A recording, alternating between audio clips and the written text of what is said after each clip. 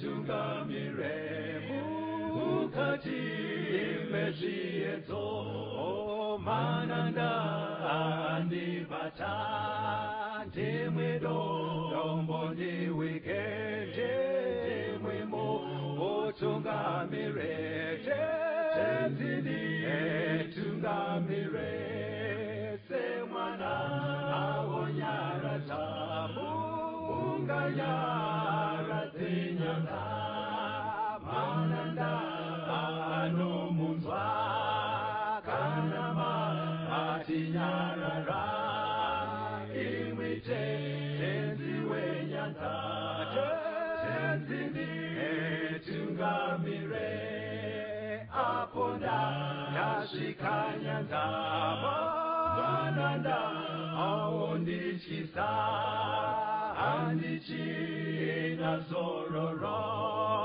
ndotsamira kune mwika ngandinzwe imwi motiti ndinokutungamira.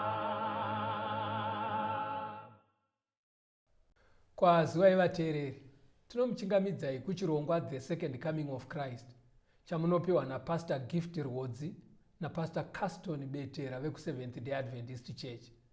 Mustudio nhasi tina Proclaim Chaora ari kutiisira musign language. Mufundisi, kwazivai vateereri. Vateereri, tinokuchingamidzai kuchirongwa The Second Coming of Christ. Tinoda kutenda hurukuro yatiinayo nhasi musoro wenyaya unoti kunamata nekutsanya part 3. Yes, Pastor. Tiri kuenderera mberi nekudzidza kuona kuti pazvidzidzo zvekumashure pane hurukuro yataiita yainyanya kutsanangura kuti Mwari sezvo vakatisika vanoda kuita ugaro matiri mweya wavo. Asi pahondo iripo pakati paMwari naSatani, Sataniwo akatowana mukana wekugara pamunhu anenge akutoti ndokumba kwangu. Saka takazoona kuti pakunopera kwenyaya idzi kuri kwekuti zvamboitika kuti Satani anga ine ugaro mumunhu, anogona kubva kumunhu azvipira kuti Mwari ndoda mudzoke mugare mandiri. Saka takazoona kuti kwekupedzisira kwacho chinoita kuti asaramba achidzoka pane kunamata kunodiwa. Zvekuti patakaverenga kuna Matthew 17 verse 18 to 21, maybe ingadzokororwe kwamuri vateereri munzwe pfungwa inobuda ipapo iri kutungamira hurukuro yanhasi patiri kuti kunamata nekutsanya part 3. Matthew 17 verse 18 to 21.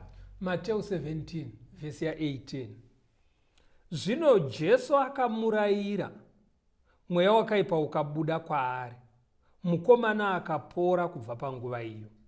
Zvino vadzidzi vakauya kuna Jesu vari voga vakati, ko isu takanga tisingagone neiko kuubudisa? Akati kwavari, nemhaka yokutenda kwenyu kuduku, nokuti zvirokwazvo ndinoti kwamuri, kana muno kutenda kwakaita setsanga yemastadha, mungati kugomo iri, ibva pano enda koko, ringaenda, hakune chinhu chingakukundai. Asi rudzi urwu runongobva chete nokunyengetera nokusvinyima zvokudya. Saka nyaya yekuti mweya wetsvina Satani nengirozi dzake vabve pamunhu ndoiri kutsanangurwa pamaverenga pasta. Pane zvinhu zvinokwana kuita zvitatu zvandanzwa pandima iyi zvinoburitsa rudzi urwu mweya yetsvina kuti isagare pamunhu. Apa tiri kutaura munhu agara akutenda muna Mwari.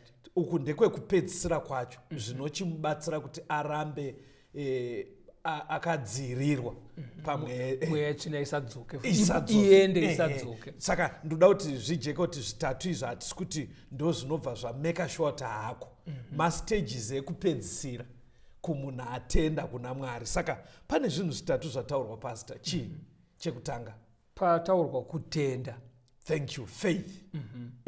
Chechipiri pakataurwa kunamata. Kunamata. Chechitatu pataurwa kutsanya. Fasting. Kusinyima zvekudya. Saka pazvinhu zvitatu zvataurwa vateereri toda kutarisa chechipiri chacho. Panzi faith, prayer and fasting. Saka toda kutarisa paprayer. pakunamata kunyengetera kunyengetera. Chikamu chapfuura takambotarisa zvishoma pakutsanya. Pakunamata apa pane imwe pfungwa yakakosha inobuda pana John 14 verse 12 to 14. John 14 verse ya 12. Zvirokwazvo ndinoti kwamuri, unotenda kwandiri mabasa andinoita iye uchaitavo. Uchaita makuru kuna wawa, nokuti ndinoenda kuna Baba. Chinhu chipi nechipi chamunokumbira muzita rangu ndichachiita, kuti Baba vakudzwe mumwanakomana. Kana muchikumbira chinhu kwandiri muzita rangu ndichachiita. Unoona vhesi rinonakidza iri, rinomotivheta vatendi, because riri kunzi kana muchitenda mandiri muchaita mabasa makuru. Ndobva panzi mukakumbira muzita rangu muchaitirwa. Zvikanzi chinhu chipi nechipi chese chamuchakumbira muzita rangu Jesu abva ati ndichachiita. Saka because pakukumbira ndo pane prayer, kunamata. Saka pfungwa yatoda kuteedza mufundisi ndeyekuti pari kunzi mukachikumbira muzita rangu kuti kukumbira muzita raKristu, because pari kuitika zita iri rinotaurwa but tine minamato isiri kupindurwa. Because pandaedza kutarisa nyaya ndakaona kuti kunamata vanhu vari kutonamata kuri correct. Jesu obva ati mukazviita muzita rangu ndichachiita, ende zviri kuitwa muzita raJesu. Saka inini handisuda kudhauta kuti nditi vanhu havasi kunamata, vari kunamata. Pangatoita problem ndepekuti panzi muzita raJesu ndo panoda kuongororwa kuti bhaibheri parinoti kumbirai muzita raJesu pari kurehwei. Because ipapo tikangopagona pasitaka ini ndafarira panzi chinhu chipi nechipi. Saka pari kunzi muzita rangu apa ndese zviya zvatinoti kana munamato wako unopenderwa kwakuti muzita remwanakomana waJesu Kristu, amen. Ndo zvatoda kuti zvijeke manje izvozvo. Ndo patoda kuti tijeke kuti bhaibheri riri kuti kudii.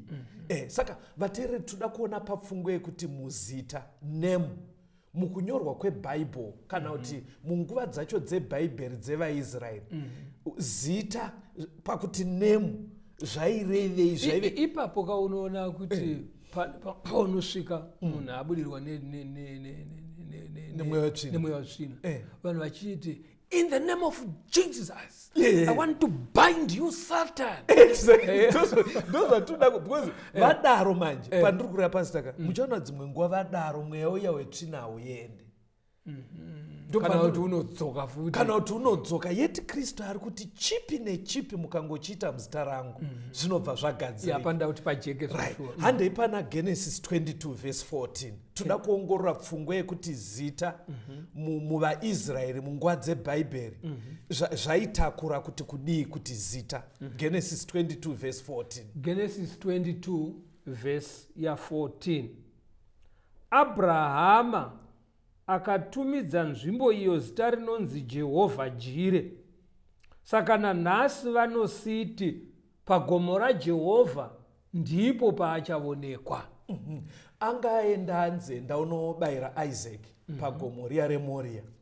Mwari ndobva azoti chicheuka kumashure ona pane gwai riripo ndo raakazouraya pachinzvimbo chaIsaac.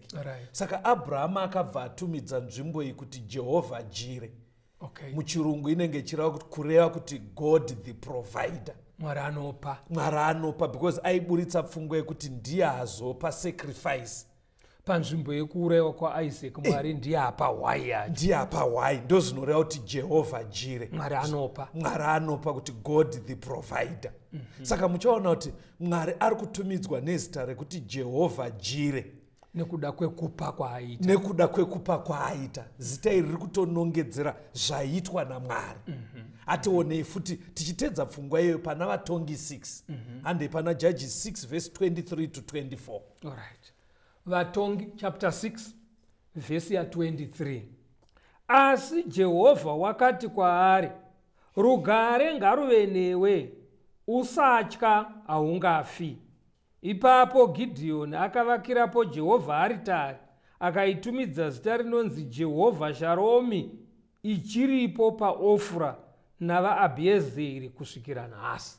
pane zvazvaitika Gideon ari kutaura nemutumwa waMwari, right, vakurukurirana, akazorealiza mutumwa aenda kuti nguva sei ndanga ndichitaura naMwari, right, ende mukunzwisa kwake hakuna munhu angaonane naMwari, because we are sinners. Akasara ari mupenyu, ndokunzwisa kwaina Gideon. Saka kwaari akasara achichema akati maiwe ndakufa panapa. Saka izwi raMwari rakabva rataura zvikanzi aiwa haungafe, rugare ngaruve newe, peace unto you.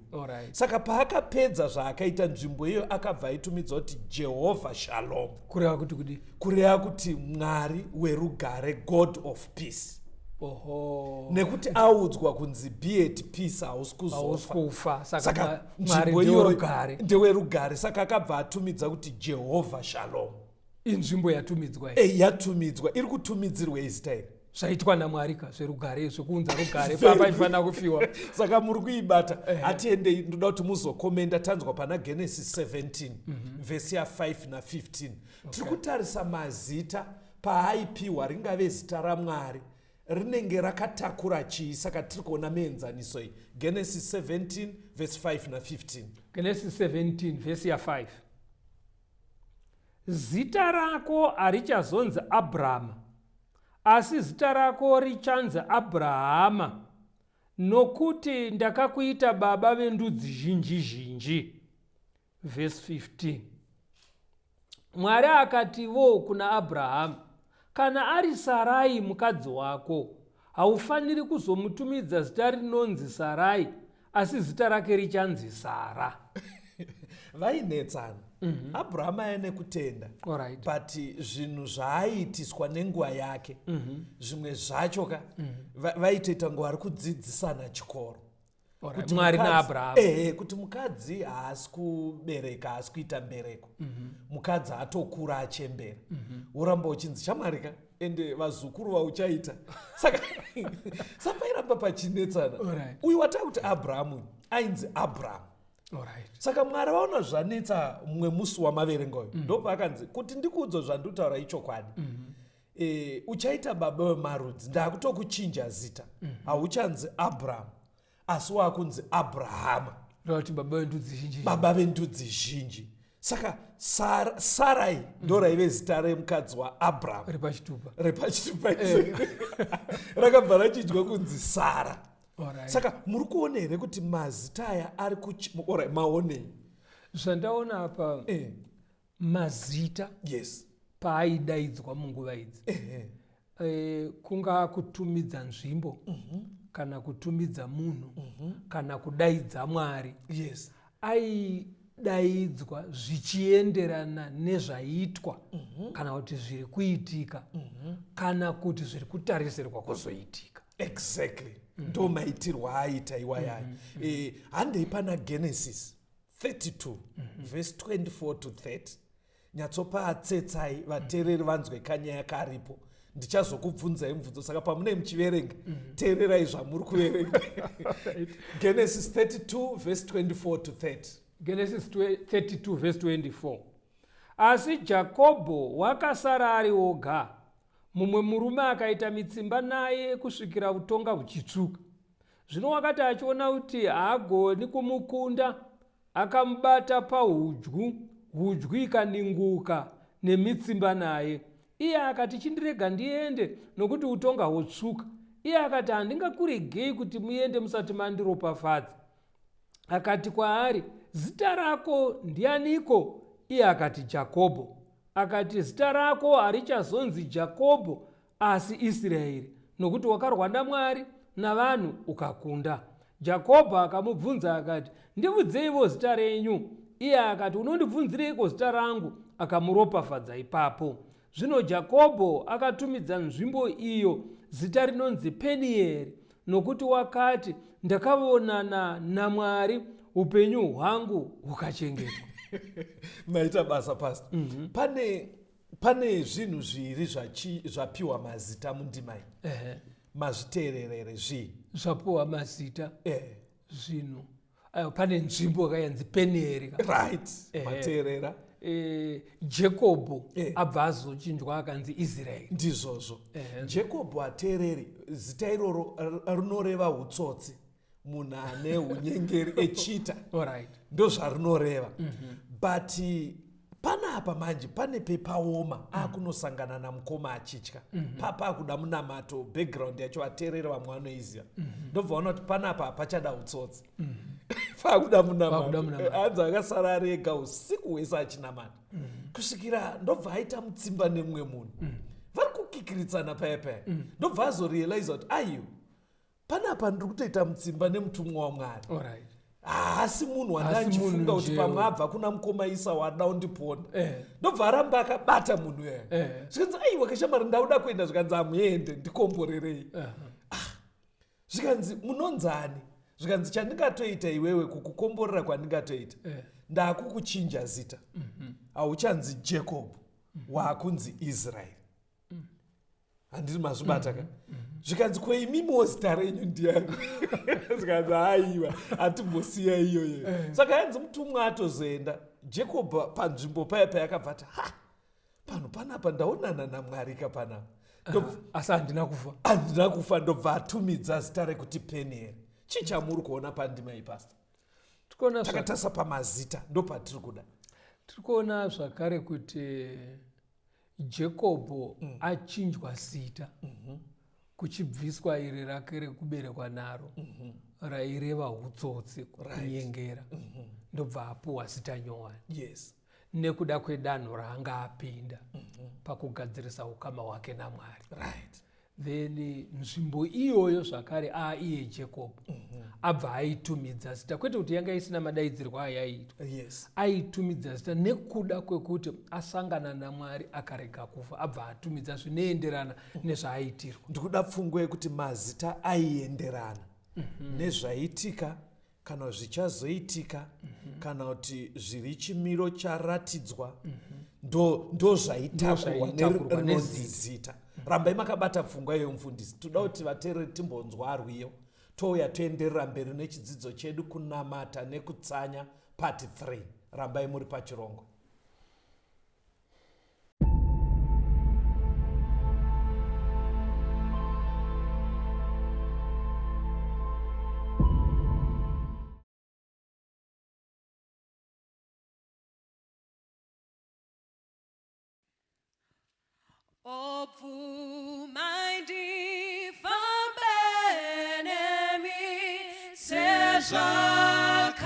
Zvakaita Enoki, mubate ruoko rwangu, nditaurirane nemi kana nzira yoshayikwa, ndivumei ndifambe nemi.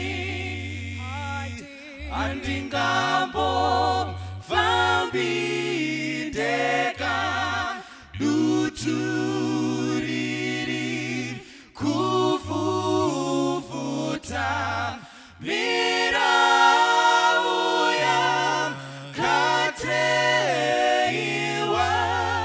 vavengi vanondiedza ese aya matambudzo,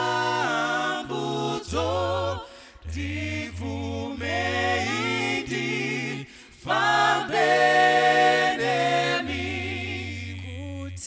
kuti mandipazororo zvepasi zvinoanando, ndozofamba nekushinga, ndotakura muchinjiko, ndakara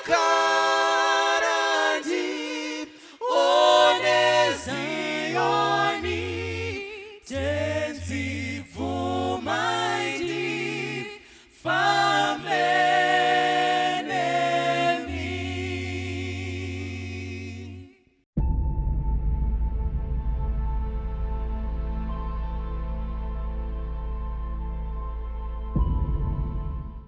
tinomuchikamidzai zvakare vateereri tichienderera mberi nehurukuro yedu kunamata nekutsanya part 3.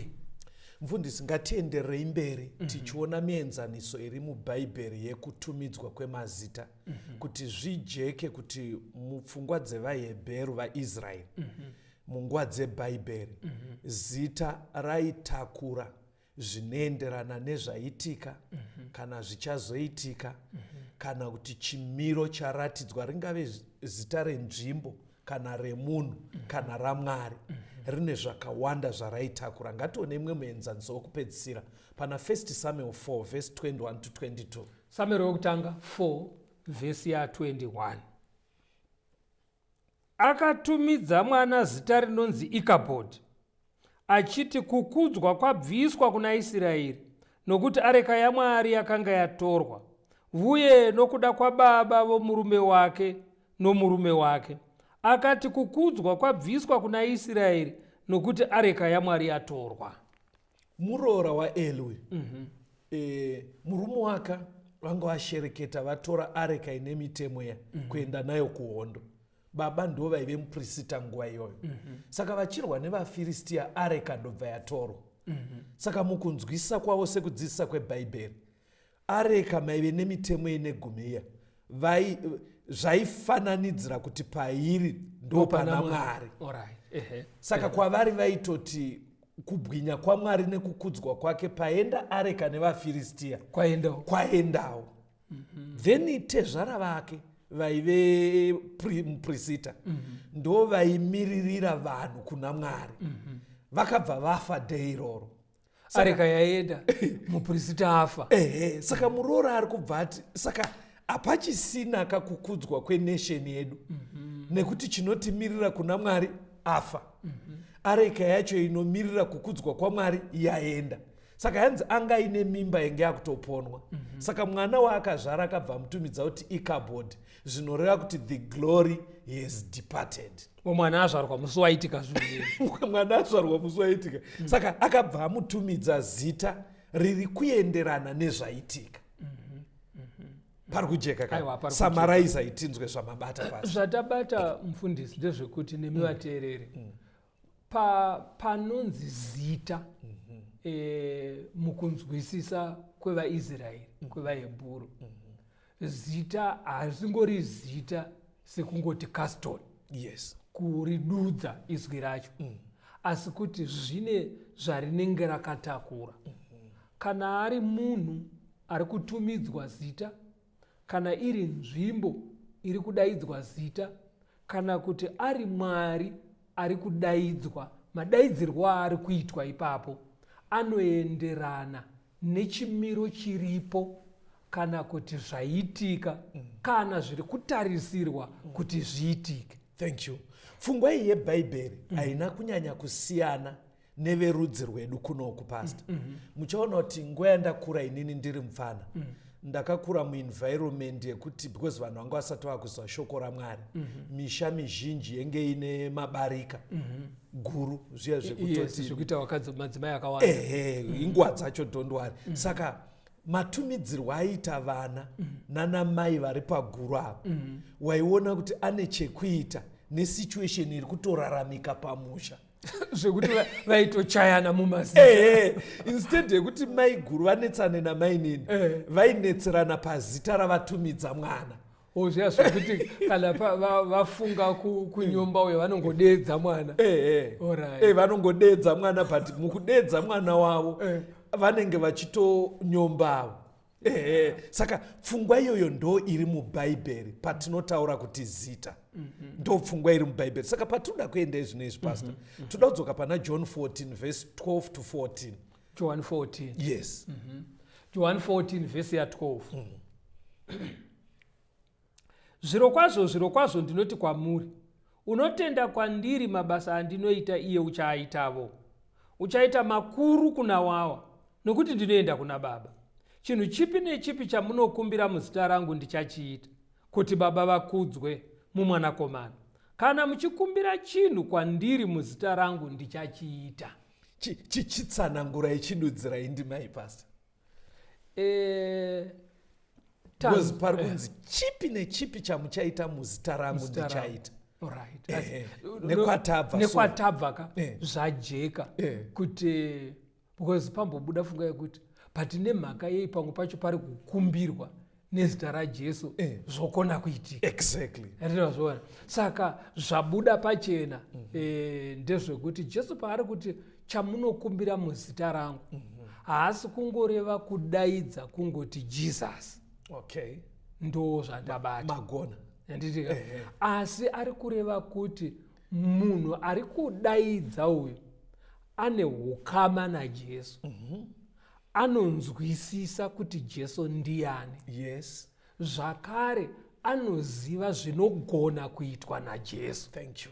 Kuti pandiri kumudaidza anozvigona kuzviita. Saka mukunamata uku kauku munhu ari kuti Jesu ndiye achaita sekuziva kwandinomuita.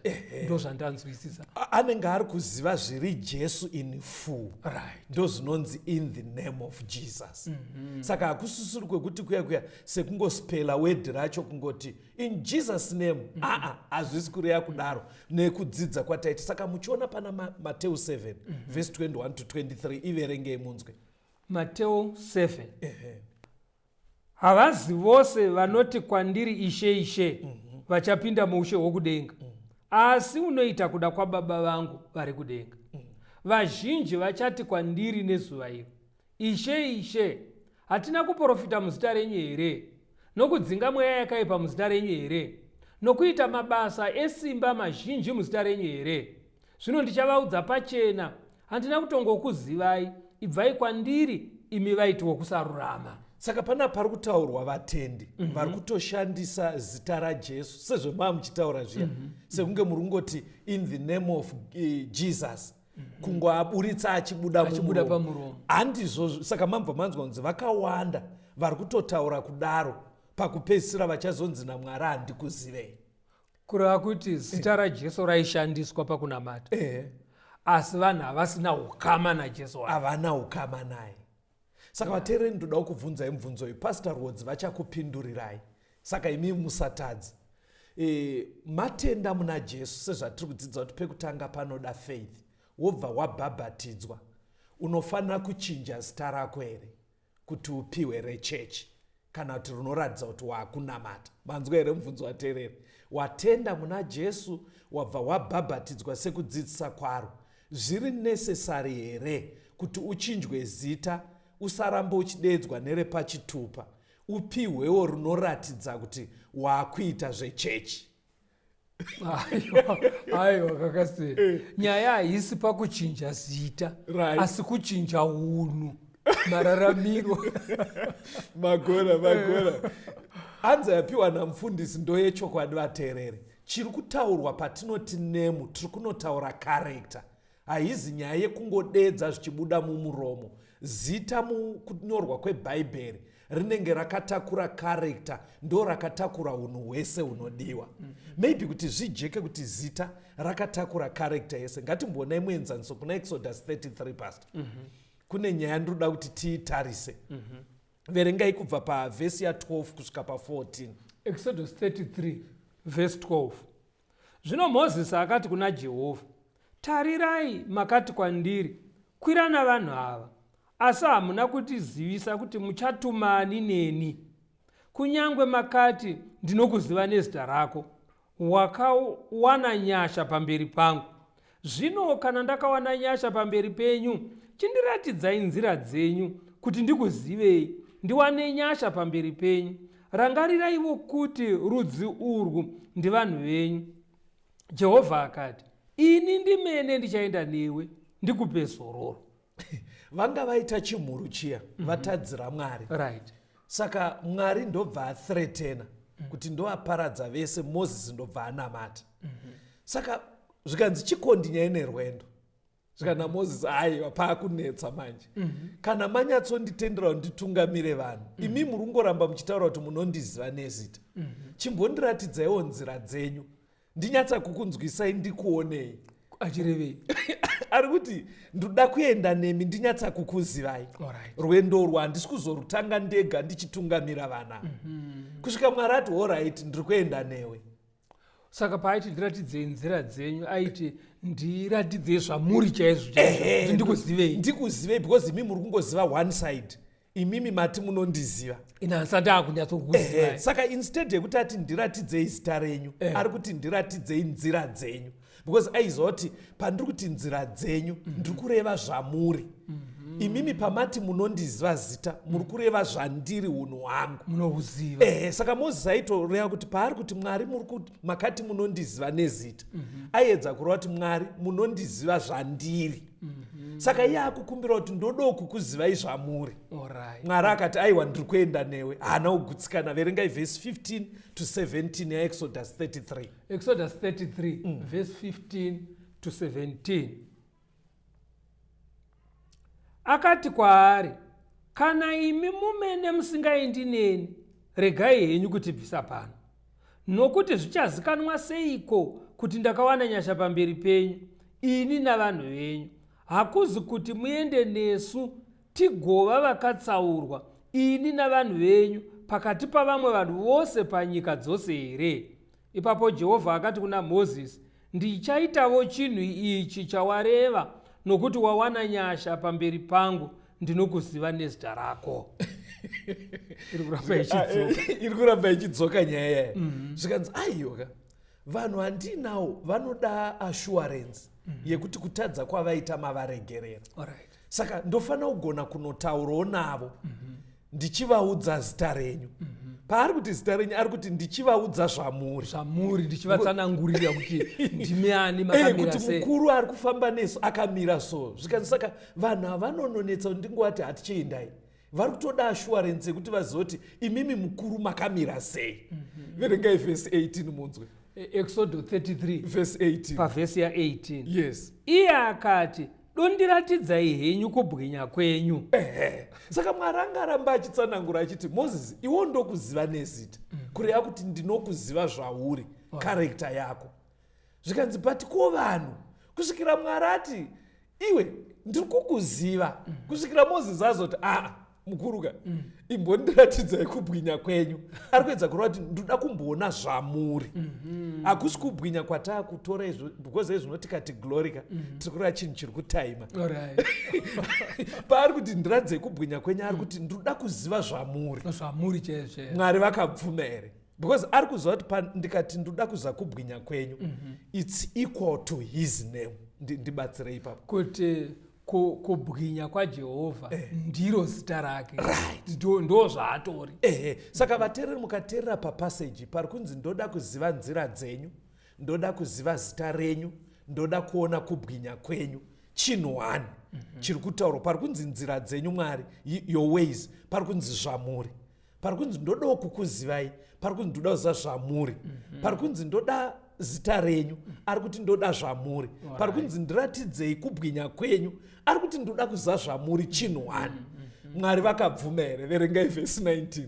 Exodus 33 pavhesi ya19. Yes.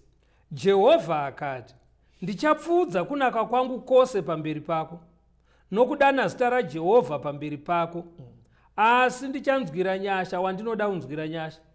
Ndichanzwira tsitsi wandinoda kunzwira tsitsi. Zvikanzi alright yapera. Zvondochiita Moses. Ndichapfuudza kunaka kwangu kwese pamberi pako. Ndodedzera zita rangu pamberi pako. Okay. Yeah. Alright. Because zvakweshana. Zvikanzi ndakunzwa. Ndichaita kuti zvandiri uzvizive. Uzvizive. Ndinoda kukuratidza. Saka akabva anzi mangwana uye mugomo. Vesa mamwe matombo because vanhu vangu vatotyora mitemo yaMwari panonzi usaite zvifananidzo vangu vaita chimhuru. Moses anga aregerera mitemo yatsemuka. Zvikanzi gadzira mamwe matombo ndisikonyora futi. Saka akwira mugomo manje. Pane paanga arayirwa kunzi unoenda ipapo. Toda kuona Mwari vachiuya vachiskozviratidza kubwinya kwavo, vachiratidza nzira dzavo, vachiratidza zita ravo. Kuti zvibude pachena pasita kuti mukunyorwa kwebhaibheri zita rinenge rakatakura karekta. Handitika? Pana Exodus 34 verse 5 to 7. Exodus 34 vhesi ya5. Jehovha akaburuka ari mugomo, akamirapo naye akadana zita raJehovha. Jehovha akapfuura pamberi pake akadanidzira achiti, Jehovha, Jehovha, Mwari uzere nyasha nengoni, unononoka kutsamwa, une tsitsi huru nezvokwadi, unochengetera vane zviuru zvamazana nyasha dzake, unovakanganwira zvakaipa zvavo nokudarika kwavo nezvivi zvavo, asi usingapembedzi munhu une mhosva, unorova vana nokuda kwezvakaipa zvamadzibaba avo navana vavana vavo kusvikira kurudzi rwechitatu norwechina. Manzwa here zita raMwari kana kuti nzira dzake vateereri dzakataurwa. Mwari auya aburuka, hanzi akapfuura nepamberi paMozisi. Right. Ari kutaura mashoko amaverengayo ndiMwari, ndo vakadeedzera zita ravo. Alright. But pavakadeedzera zita racho, manzwa kuti zita racho rinoti kudii? Jehovha, Jehovha, Mwari une tsitsi, une mwoyo murefu, anoregerera, anokanganwira vanhu vake, asi asingapuruzire zvakashata. Ndo zita racho. Zvese izvi ndo Mwari, ndo zita rake. Saka kana tichiti zita riri kunoreva zviri Mwari, zviri nzira dzavo, zviri karekta yavo, ndo inenge ichinzi nemu. Saka ivo pavari kuti Mozisi ndokuziva nezita, havasi kuti vanoziva kuti MOSES panoti Mozisi paya. Vari kuti ndinokuziva zvauri unhu hwako hwese. Pajeka kuti patinoti in the name of Jesus tinee tichiti chipasa, tiri kutaura zviri Jesu zvese, kunaka kwake, simba rake, kunzwira kwake, kugona kwake, kuti achatonga, apembedze vakaipa. Right. Saka izvozvo ndo zvinotakurwa pakuti in the name of Jesus. Vateereri, rambai muri pachirongwa. Chidzidzo chedu chiri kuti kunamata nekutsanya part 3. Regai timbonzwa rwiyo.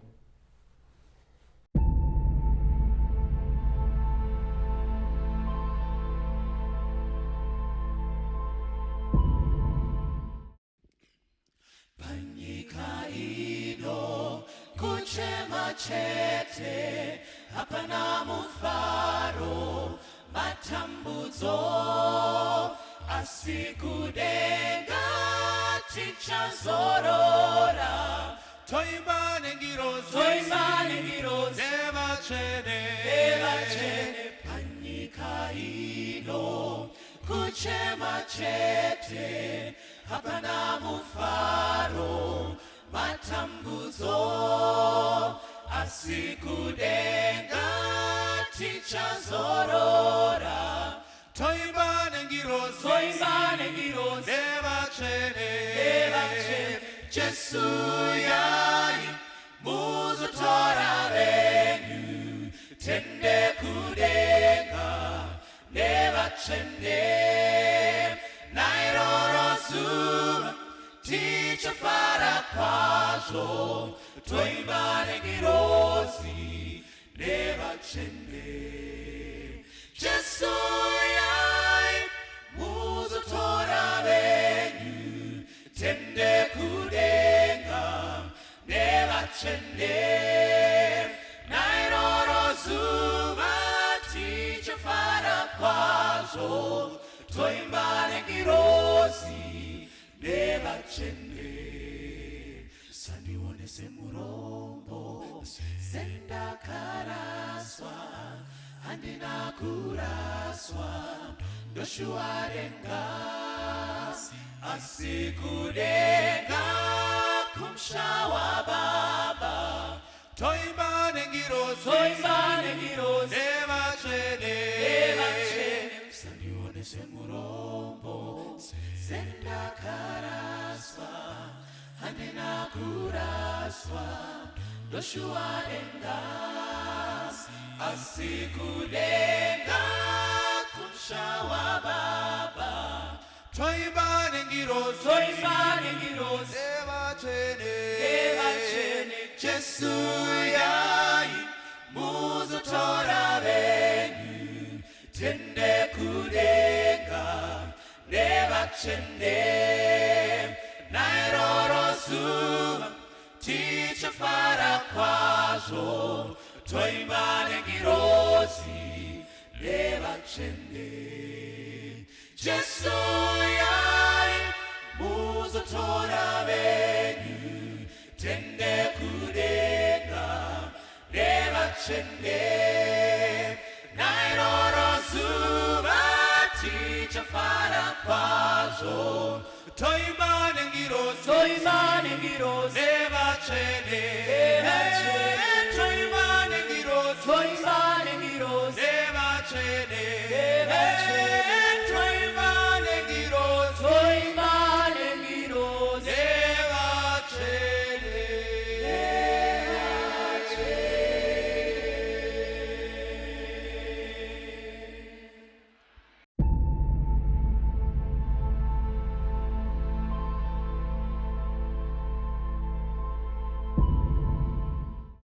tinomuchingamidzai zvakare vateereri tichienderera mberi nehurukuro yedu kunamata nekutsanya pati 3. vateereri, muchidzidzo chino ichi tiri kunyanya kutarisa kuti patinonamata taita zvinotaurwa naJohn 14 verse 12 to 14 yanoti chinhu chipi nechipi chinokumbirwa muzita raJesu chinofana kuitika. But muchaona nekwamuri tine minamato yakawanda inotoitwa nevatendi yotopera ichiti in the name of Jesus kana kuti in your mighty name, tichidaidza zita iri, but zvatinenge tichinamatira zvisingaite. Ndo zvaita kuti chidzidzo chino timboteedza kuti tione kuti mubhaibheri zvinenge zvichirevei pakanzi in the name of Jesus. Ndo pfungwa yatinayo pastor. Mabata kuti kudii zvinenge zvichirevei? Tabata kuti zita hakusi kungodaidza asi kutaura zviri Jesu wacho. Pachibuda zvakare hukama naye nekunzwisisa zvaanogona kuita nemaitiro ake akatarisa vana vaMwari. Saka kuratidza kuti hakuzi kungopronounza kuperetera kuya mavara obuda. Inzwai pfungwa inobuda pana zvirevo 18 verse 10. Zvirevo 18 verse ya 10. Zita raJehovha inhare yakasimba, wakarurama unovangiramo ndokuchengetwa. Mazvonaka kuti dai zita iri ka kuri kwekuti kungonyorwa kwaro sezvariri pachitupa kuti Jehovha kana kuti Jesus Christ, hapangaburitswe pfungwa yekunzi vakarurama vanomhanyira kwariri. Muri kunzwa zvandiri kutaura ka? Kutoratidza kuti tiri kutomhanyira kuna Mwari zvaari, zvaanogona kuprotekta kwake, kutuma ngirozi dzotichengetedza, kusada chitema, zviri Mwari zvese ndo zviri kunzi vakarurama vanomhanyira ikoko, ndo kune protection yavo. Hakusi kumhanyira pakanyorwa zita. Hakusiriko. Muchaona pamienzaniso iri kumberi iri kuya, muchaona kuti zvinonojeka mubhaibheri kuti hakusi kungomhanya ungonoti chui wapinda nepakaoma dedza kuti Jesus. Hani mazvona ka? Handizvo. Sorry kuti ndombobatwa netsetswa. Ndakambowitnessa pane zvaitika pane mumwe mwana. Saka anga akatirabada ari pasi. Saka aibva audzwa nevaivepo vakamukomba kuti ita Jesus, ita Jesus, I love you. Akabatwa nedhimoni. Ndodwari kuti chichaika but kwete kuti anosienda kuchechi ba. But zita raishandiswa pandakawitnessa raishandiswa sekunge kunge kamegic. Ameno kuti ndotsanangura kutiko kunge zviri kutodzika kuti ngaangoridedza chete iroro zvobva zvagadzirika. Handiyo pfungwa iri kurehwa nazvirevo kunzi vakarurama vanomhanyira kuzita raJehovha, kutomhanyira kune zviri Jehovha. Unoziva kuti wandifungise zuro pandaifamba umwe mukomana ari pamberi pangu, magirazi ake akadonha. Magirazi ekupfeka akuda kundopasi ndobva ati Jesus ndobva achinoka magirazi. Ndikaiti Jesus aita sei kuti agare aripo every second. Handiti mazvona. Saka chidzidzo chino ichi chiri kunyatsa kutsanangura kuti zvijeke vateereri kuti haizi nyaya yekungoridedza dedza. Saka manzwa Mateo 27 verse 21 yati vakawanda varitori mutsika yekungoriti Jesus, but handizvo zvinoshanda. Chinoshanda hukama naiye Jesu wacho. VaFilipi 2 verse 9 to 10. vaFiripi chapter 2 vhesi ya 9.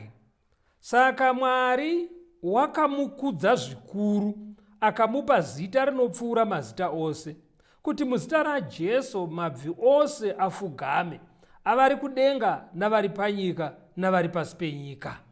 NdiJesu ari kutaurwa kunzi pasi pedenga ane zita rinokudzwa kupfuura ese, kupfuura mamwe mazita ese, kuti dai zvaibvira zvaive nemaruramiro kuti vanhu vese vapfugame pazita iri.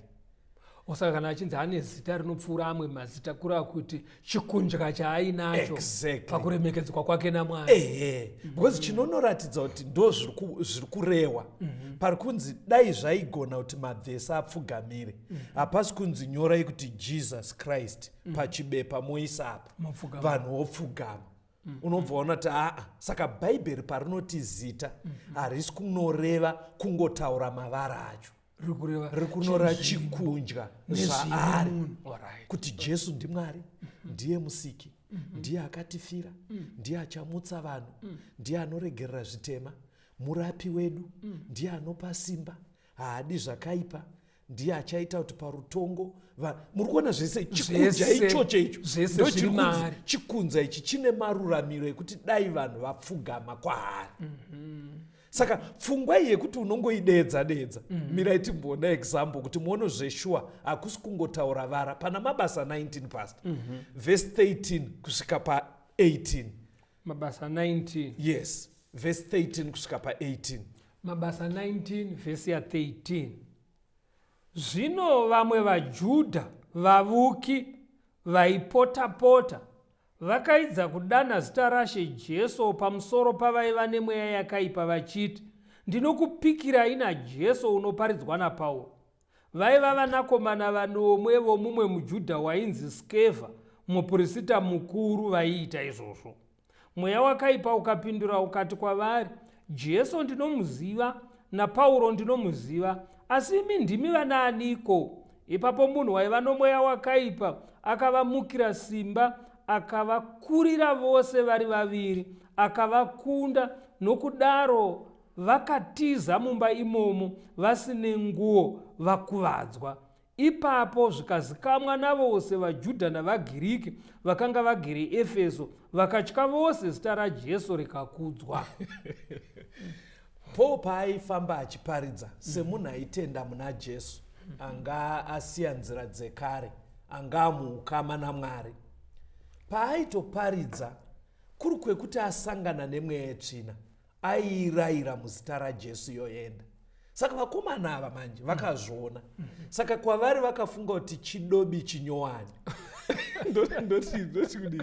Because nyaya yaJesu yanga ichiri kupinda muvanhu, yenge isiri kuti yanga yani mazikore kana 100 yataurwa, yenge ichiri kupinda. Saka pavainzwa muparidzi munyowani wenharaunda iyi achitaura kuti muzita raJesu, vakafunga kuti chidobi chinyowani, kungoti nezita raJesu chinoita kuti mweya yetsvina itize. Saka vakazosvika pane mumwe muchinda anga ine mweya yetsvina, ndobva vati patinetsava zvikanzi shamwari, Jesu yaanotaurwa naPaul buda.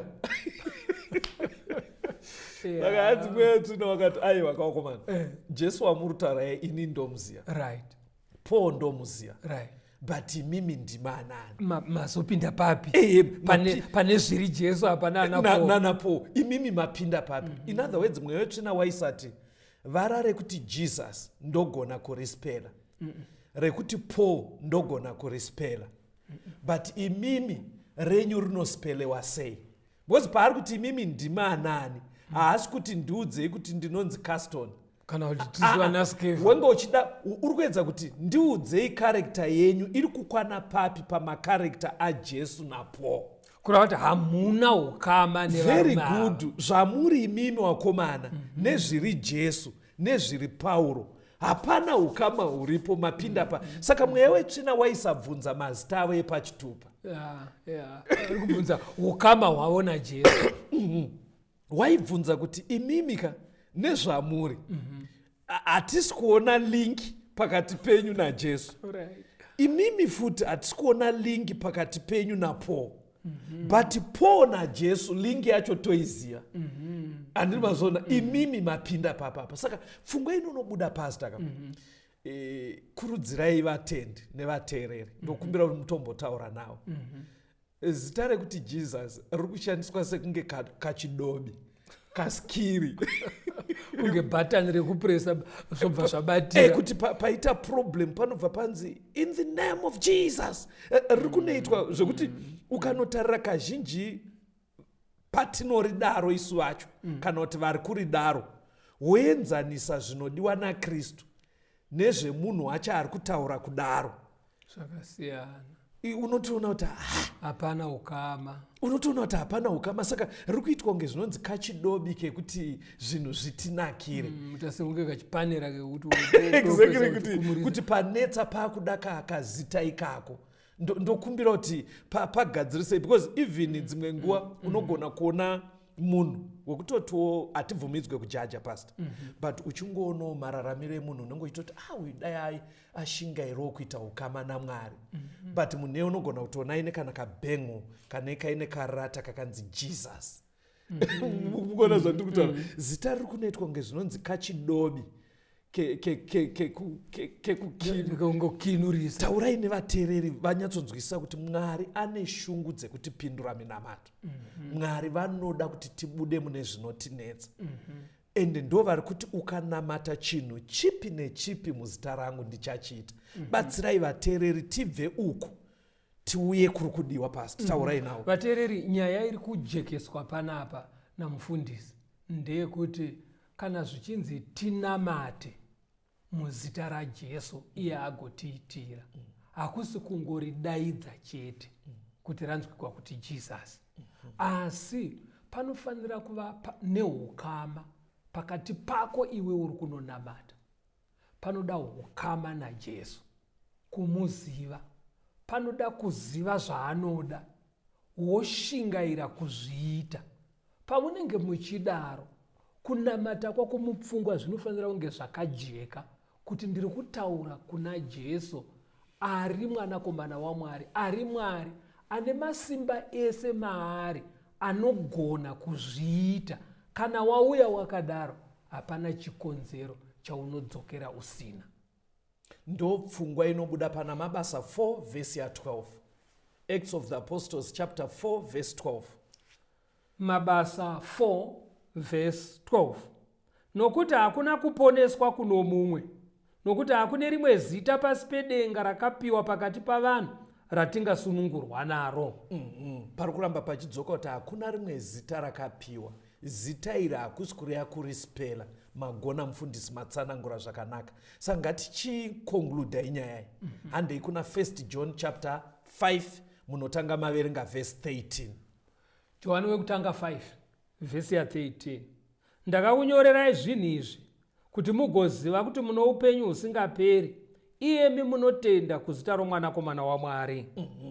Ndima iyi zvayakuita pasta irikuda kungonodzosa kuti painoti in the name of Jesus iri kureva kuti in the will, mukuda kwaJesu. mukuda kwaJesu. Tichazopatsanangura. Alright. Inoda kunotaura kuti muzviri Jesu wese Alright. ndo zvaida unobuda. Saka iri kunzi panapa chekutanga advantage inofanira kuita vanhu vese ngavatange vatenda muna Jesu.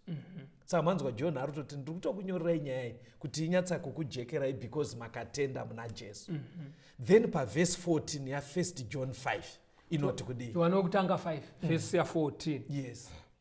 Ndiko kusatya kwatinako kwaari, kuti kana tichikumbira chinhu nokuda kwake unotinzwa. Inonobatana naJohn 14 verse 12 to 14 yapa kuti iye yati mukakumbira chinhu muzita rangu chipi nechipi ndichaita.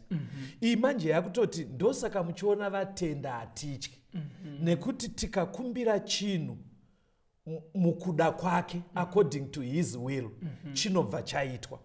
Ipapa panoda kuswanangudzwa mbichana pasta kuti iri kunzi according to the will. Haizi iyayaye iri kubva matiri iri selfish. Gandipe example kuti ndiri kunamata kuti Mwari ndokumbira dai mangondipowo kamotikari kekufamba nako kana kaduku duku zvako kekuti ndifambe nako.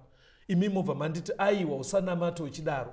Ko kana Mwari arida kuti ufambe nezibango remota zihombe handiri mazona handiyo will iri kutaurwa will iri kutaurwa ndezviri kudzidziswa pamusoro paMwari nebhaibheri rese haisi yekuti ndiri kunamata kuti dai Mwari vandipa $100 mobva mati ko kana wili yaMwari iri yekukupa 500 handizvo zviri kubudapo. Izvo ndezvedu zviri selfish zvatinofunga. Inonzi wili yaMwari iwilu sekudzidzisa kwebhaibheri. Ameno mapabatera ndiri kupabata kuti zvinodiwa naMwari akatarisa vanhu anoda kuti vanhu vaponeswe, right. Asi tisati taenda kudenga muupenyu huno pane mararamiro akatorayirwa kare ndo wili yacho ndo iri kunzi tikakumbira sekuda kwake.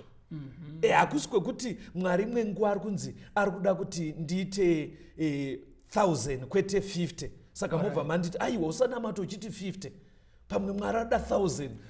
Saka pari kunzi wili apa kureva kuti Mwari anotarisawo pane zvaanenge achivavarira kuti chese chaitika chikudze iye. Exactly. Saka yambiro yekupedzisira pana Matthew 7 verse 21 to 23 inoda kuti yambira kuti titore zita raMwari zviri very serious, or else inzwai zvinotaura Matthew 7 verse 21 to 23 mobva maverenga vateereri. Verse 21, havasi vose vanoti kwandiri Ishe Ishe vachapinda muushe hwokudenga, asi unoita kuda kwaBaba vangu vari kudenga. Vazhinji vachati kwandiri nezuva iro, Ishe Ishe, hatina kuprofita muzita renyu here, nokudzinga mweya yakaipa muzita renyu here, nokuita mabasa esimba mazhinji muzita renyu here? Zvino ndichavaudza pachena, handina kutongokuzivai, ibvai kwandiri imi vaiti vokusarurama. Saka zviri kubuda sezvatanga tichidzidziswa patinenge tichinamata, patinenge tichiita zvese zvatinoita nekuda kwaMwari sevatendi, ngatiitei muukama naye. Tinzwisise kuti Mwari vanodei, toverenga mukati meshoko, kana tarayirwa tozvimisira kuteedzera sekurayira kuri kuita shoko.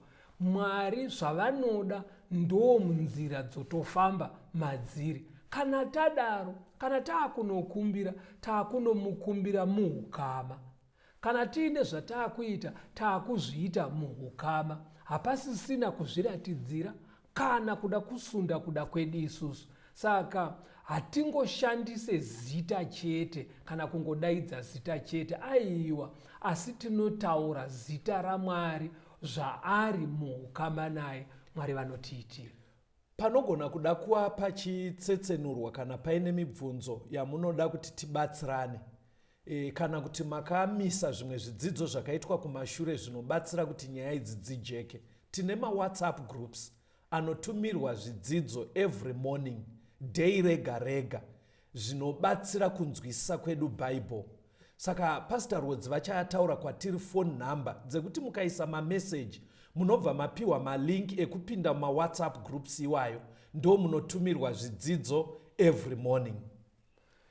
0716 452 086 0716 452 086. Mwari vave nemi, tigosangana muchikamu chinotevera.